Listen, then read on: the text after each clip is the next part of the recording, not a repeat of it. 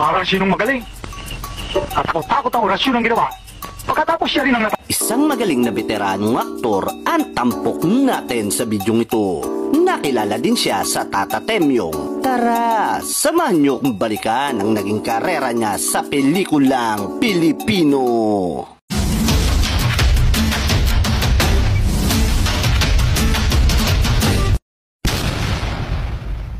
Siya ay si Angelito Castro Ansures o mas kilala natin bilang Lito Ansures. Ipinanganak noong February 22, 1927 sa Bulacan.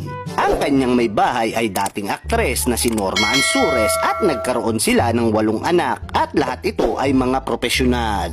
Alam nyo bang nanggaling sa may kayang pamilya ang angkan ng ating bida? Meron silang mansyon sa Quezon City malapit sa dating opisina ni FPJ. Meron din sa Patria Street, Balot Tondo at isang ancestral house sa Santa Ines, Bulacan, na kilala sa lugar bilang Bahay na Bato.